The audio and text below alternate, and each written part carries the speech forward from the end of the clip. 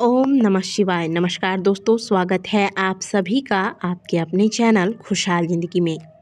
दोस्तों, नवरात्रि का प्रथम दिन यानी कि साल 2022 के शारदीय नवरात्रि का पहला दिन जो कि 26 सितंबर को होने वाला है। नवरात्रि के प्रथम दिन किस देवी की पूजा होती है, देवी का प्रिय भोग इस दिन क्या होगा, किस रंग के वस्त्र धारण करके इस दिन माता की पूजा करनी चाहिए, माता की आराधना करनी चाहिए, जिसे कि माता शीघ्र प्रसन्न होकर अपने साधकों को मनोवांछित सिद्धियां प्रदान करती है। ये संपूर्ण जानकारियां आज के वीडियो में आपको प्राप्त होंगी। तो दोस्तों, कल है शारदीय नवरात्रि का पहला दिन। कल के दिन कलश स्थापना किया जाता है, माता का आवाहन किया जाता है। कल जब आप नवरात्रि के प्रथम दिन माता के प्रथम स्वरूप की पूजा करेंगे, घट स्थापना करेंगे, तो ऐसे में सर्वप्रथम आप भगवान गणेश का स्मरण करेंगे, उनकी पूजा अर्चना करेंगे। क्यों करेंगे? क्योंकि भगवान गणेश विघ्नहर्ता माने जाते हैं। भगवान गणेश की कृपा से आपके पूजा पाठ, मंत्र जाप इत्यादि में आने वाले सारे विघ्न बाधाएं समाप्त होंगी तथा आप निर्विघ्नता पूर्वक अपने पूजा को, अपने संकल्प को पूर्ण कर पाएंगे। इसलिए कोई भी व्रत रहे, कोई भी पूजा करे, सर्वप्रथम गणेश जी का स्मरण किया जाता है। कल के दिन माता के प्रथम स्वरूप माता शैलपुत्री की पूजा की जाएगी। माता का स्वरूप बड़ा ही सौम्य है। माता की सवारी जो है वो बैल है। इस समय आपको स्क्रीन पर दिख रहा होगा। शास्त्रों में कहा गया है कि माता के इस स्वरूप की पूजा आराधना करने से कामनाएं शीघ्र पूर्ण होती हैं। आज के दिन माता की विधि पूर्वक पूजा आराधना करने से रोग, शोक, दुखों से मुक्ति मिलती है, आरोग्य, सौभाग्य इत्यादि की प्राप्ति होती है। सर्वप्रथम तो आज के दिन आपको ब्रह्म मुहूर्त में जाग जाना है, क्योंकि ब्रह्म मुहूर्त में किया हुआ कोई भी पूजा पाठ, जप तप अनुष्ठान शीघ्र फलदायी होता है। इसके बाद आप अपने घर के नित्य के कार्य करने के पश्चात पूजा स्थान को साफ करें। स्नान करने के पश्चात शुद्ध जल में गंगा जल मिलाकर इस स्थान पर जल का छिड़काव करें और फिर चौकी लगाएं, माता की फोटो लगाएं, माता को चुनरी ओढ़ाएं, माता को पुष्प का हार चढ़ाएं। इसके बाद आपको घट स्थापना करनी है। घट स्थापना का शुभ मुहूर्त क्या होगा वो हमने आपको पहले ही वीडियो में बता दी है। किसी कारणवश अगर आप घट स्थापना नहीं कर पाते हैं तो इसका मतलब ये नहीं कि आप पूजा ही नहीं कर सकते और या पूजा ही नहीं करेंगे। ऐसा कुछ भी नहीं है। अगर आप घट स्थापना नहीं करते तो भी 9 दिनों तक विधि पूर्वक माता की पूजा अर्चना अवश्य करें। और जो लोग घट स्थापना करेंगे वह शुभ मुहूर्त में करें। कल घट स्थापना का शुभ मुहूर्त होगा प्रातःकाल 6:11 से लेकर प्रातःकाल 7:30 तक। माता शैलपुत्री का प्रिय भोग गाय के घी से बना हुआ कोई भी मिठाई या फिर गाय का घी ही आज के दिन आप माता को चढ़ा सकते हैं। यदि आप अक्सर बीमार रहते हैं, बीमारी से ग्रसित रहते हैं, तो ऐसे में गाय का घी अगर आप माता को आज के दिन अर्पित करते हैं तो आपकी बीमारियां समाप्त होती है, आपको आरोग्य का वरदान माता से प्राप्त होता है। तो गाय का घी कल की पूजा में यानी कि माता शैलपुत्री की पूजा में आपको अवश्य इस्तेमाल करना है। माता को भोग स्वरूप अवश्य अर्पित करना है।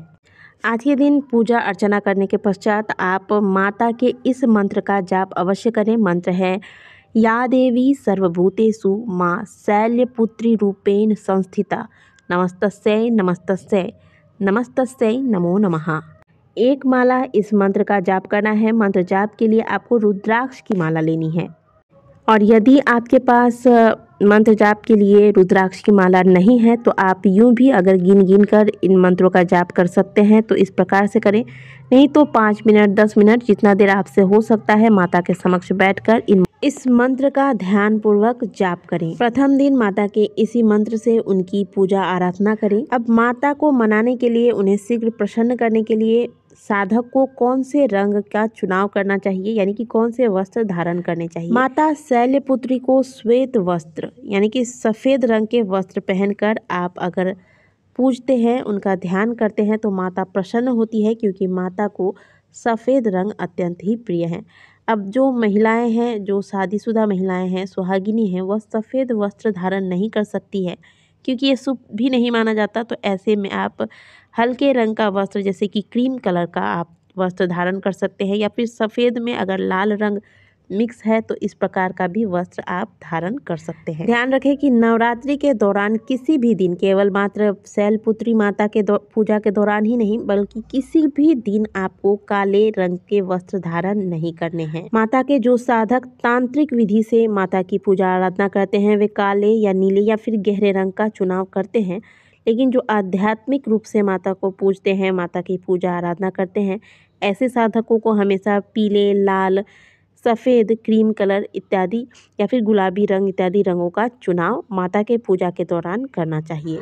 और दिन के अनुसार आज माता का कलर श्वेत है तो आप सफ़ेद रंग के वस्त्र धारण करें, अगर नहीं कर सकते हैं तो आप हल्के रंग के कोई भी वस्त्र धारण कर सकते हैं। पूजा विधि तो आपको पता ही होगा कि पहले कलश स्थापना किया जाता है, दीप प्रज्वलित किया जाता है, इसके बाद भगवान गणेश का पूजा आराधना किया जाता है। अगर आपके पास शिवलिंग है तो शिवलिंग की पूजा करें, क्योंकि माता दुर्गा के पूजा में भगवान शिव की भी पूजा आराधना की जाती है। तो ऐसे में अगर शिवलिंग है तो शिवलिंग की पूजा आराधना कर लें। इसके बाद माता को स्नान कराया जाता है। फोटो है तो हल्का सा आप एक कपड़ा भिगोकर पोंछ लें।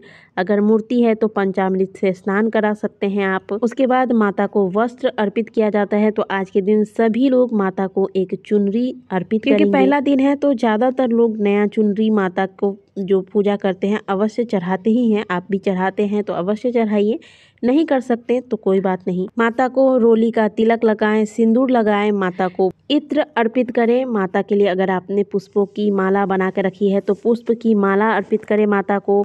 माता को बिल्व पत्र, पुष्प, अक्षत इत्यादि से पूजा अर्चना करने के पश्चात उनको भोग लगाएं। भोग के लिए बताया हमने आपको कि घी का भोग लगाना है। इसके अलावा आप एक जोड़ा लौंग और बतासा भी माता को भोग स्वरूप प्रतिदिन की पूजा में चढ़ा सकते हैं। माता को यह बहुत पसंद है और इससे माता शीघ्र अतिशीघ्र प्रसन्न होती है।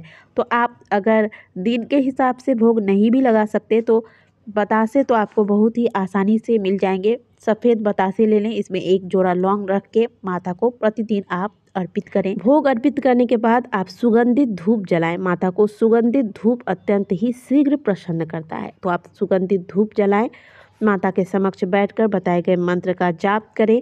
यदि आप दुर्गा सप्तशती का पाठ करते हैं तो दुर्गा सप्तशती का पाठ करें। इस विधि से माता की पूजा अर्चना करने के बाद अंत में पूरा परिवार मिलकर कर्पूर व घी की बाती से माता की आरती करें।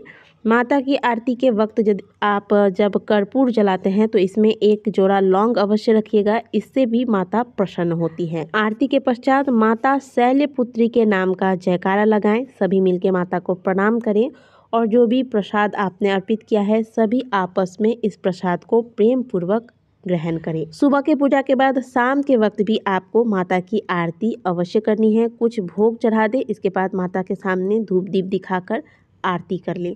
इस विधि से आपको प्रथम दिन की पूजा आराधना करनी है, जो कि आज के वीडियो में मैंने आपको बताया। दी गई जानकारी यदि अच्छी लगी है तो वीडियो को लाइक ज़रूर कीजिएगा।